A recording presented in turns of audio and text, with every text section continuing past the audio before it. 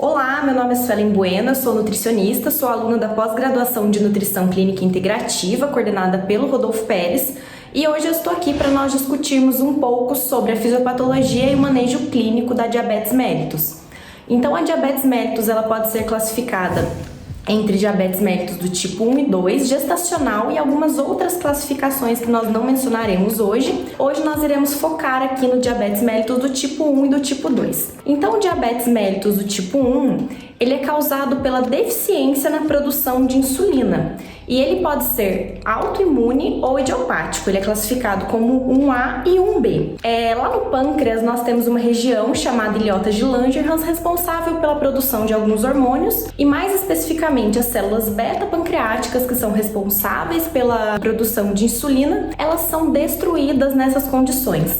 Então, no diabetes mellitus do tipo 1A, nós temos uma condição autoimune que gera uma destruição progressiva dessas células, e ele está ligado à herança gênica do alelo HLA, e é importante que a gente se lembre que apenas ter a herança gênica não é um determinante do desenvolvimento da doença.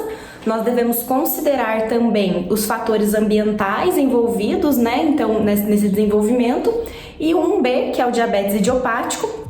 Então, nós podemos pensar aí uma destruição progressiva das células beta-pancreáticas, onde a velocidade dessa destruição irá variar de indivíduo para indivíduo. Quando nós pensamos em diabetes, logo nós pensamos em hiperglicemia, mas nós devemos considerar aí que o diabetes é uma síndrome do metabolismo, então nós vamos ter um distúrbio de metabolismo não apenas dos carboidratos, mas também como das proteínas e dos lipídios, e aí nós já podemos considerar uma prevalência no Brasil de cerca de 12 milhões ou mais pessoas portadoras dessa doença, e alguns dos fatores de risco são idade, peso e sedentarismo.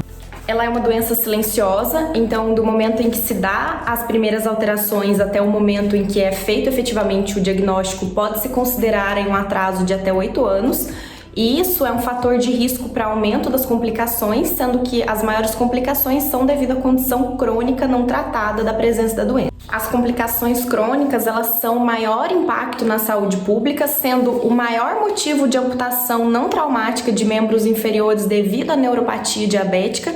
Também é a maior causa de cegueira adquirida na vida adulta devido à retinopatia diabética. Ela é também a maior causa de doença renal crônica devido à nefropatia diabética e a terceira maior causa de mortes devido a doenças cardiovasculares.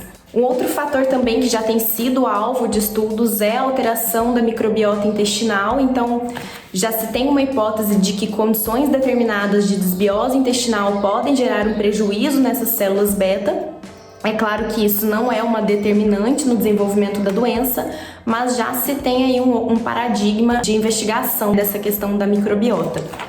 Os principais sintomas que nós temos nos nossos pacientes que são portadores de diabetes são a poliúria, a polidipsia e a polifagia, e isso é totalmente justificável devido a esse desbalanço no metabolismo da glicemia. Então, a poliúria é um aumento na frequência de urinação, a polifagia é um aumento da fome e da frequência da alimentação, e a polidipsia é um aumento da sede. Então, pensando aí que esse nosso paciente ele tem uma excreção de insulina nula ou quase nula, haverá uma prescrição médica para administração de insulina, que levará em conta a idade do nosso paciente, o peso, a massa corporal, o nível de atividade física, para que essa prescrição seja 100% individualizada e eficiente. E aí nós entramos no manejo da dieta, que uma conduta muito eficiente é a contagem de carboidratos, que embora não seja um método simples, configurem um ajuste muito fino. No manejo dietético, então, nós devemos priorizar orientações em relação ao estilo de vida. Hoje em dia nós já sabemos que a dieta pro diabético não possui mais um caráter restritivo como já possuiu anos atrás. Então nós devemos aí pensar mais em termos qualitativos do que quantitativos, levando em conta cálculos individualizados e também toda a realidade biopsicossocial do nosso paciente.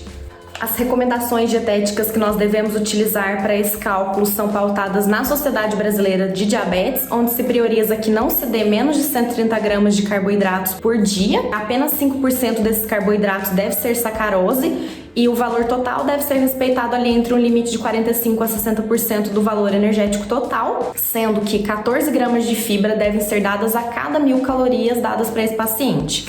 Em termos de proteína e gordura, nós deveremos seguir uma conduta normoproteica e normolipídica, lembrando de não ultrapassar 35% do valor energético total em lipídios, priorizando sempre a qualidade dessas gorduras que estão sendo oferecidas, assim como a qualidade do restante dos alimentos. Lembrando que a nossa conduta deve ser pautada no manejo do estilo de vida desse indivíduo e na qualidade da sua alimentação. Então, falando agora um pouco sobre o diabetes mellitus do tipo 2, nesse caso nós temos uma condição diferente, que é uma condição de resistência à ação da insulina, ou seja, nós temos a produção de insulina, mas nós não temos a sua ação da maneira como deveria acontecer.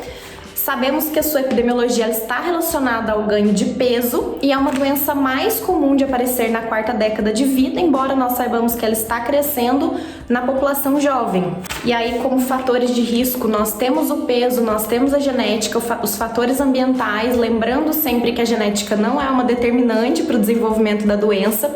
Um outro fator de risco que nós podemos comentar aqui é o uso de glicocorticoides, que ele irá estimular a gliconeogênese hepática, então mesmo havendo insulina, essa condição irá gerar uma hiperglicemia no nosso paciente. O uso exógeno e prolongado de GH, ele também pode no longo prazo causar essas alterações de glicemia. Um outro fator que pode estar relacionado também é a síndrome dos ovários policísticos, que em alguns casos ela pode gerar uma resistência periférica à insulina, lembrando que isso pode ser correlacionado em alguns casos, mas não são em todos. O percentual de gordura elevado, ele é o fator de risco que nós mais devemos ter atenção, justamente pela condição inflamatória gerada por ele, que é o que irá ocasionar a resistência periférica à insulina. Mas antes de nós discutirmos como se dá a resistência periférica à insulina, nós vamos retomar aqui brevemente como acontece o controle da glicemia. Então, em uma condição fisiológica normal, nós teremos a glicose liberada a partir da alimentação. Essa glicose ela irá estimular o pâncreas a produzir insulina para que haja captação dessa glicose para o meio intracelular, e a partir dessa estimulação de insulina através do pâncreas, nós temos 3 pontos muito importantes. O primeiro deles é o ANPP1, que é o receptor de insulina, depois a fosforilação da insulina no meio intracelular e depois a ativação do GLUT4, a sua translocação até a membrana, pois é o GLUT4 quem efetivamente recebe essa glicose. Isso se dá em um estado fisiológico normal e saudável. O que acontece quando nós temos aí um aumento de tecido adiposo em excesso? O aumento de tecido adiposo, ele causa uma condição de excesso de produção de marcadores inflamatórios. Esses fatores inflamatórios, eles impedem a sinalização da insulina, ou seja, a insulina ela se liga, mas ela não sinaliza. Então, dessa maneira, ela não tem efetividade.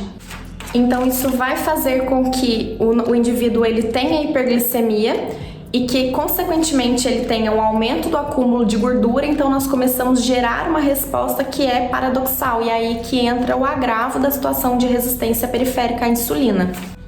Então, o nosso primeiro objetivo dietoterápico com o paciente portador de diabetes mellitus do tipo 2, que na maioria dos casos tem sobrepeso e obesidade, é a redução de 5% no mínimo do peso corporal, que já vai gerar uma resposta melhor a essa ação da insulina, reduzindo todas essas complicações. Lembrando sempre que é importante que nós façamos o acompanhamento e o monitoramento desses níveis séricos de lipídios desse paciente, justamente pelo risco aumentado para a formação de placas de ateroma, e focar sempre as nossas condutas no manejo do estilo de vida, então trabalhando sempre na causa dessa doença, incentivando o consumo de alimentação mais natural, incentivando a prática de atividade física para que nós possamos fazer um manejo adequado da doença. Pessoal, então esse foi o nosso resumo sobre diabetes. Eu espero que tenha contribuído com vocês. Qualquer dúvida e consideração, entre em contato conosco através das redes sociais ou dos comentários. Nós estamos sempre à disposição para respondê-los e é sempre um prazer essa troca com vocês. Um abraço e até o próximo!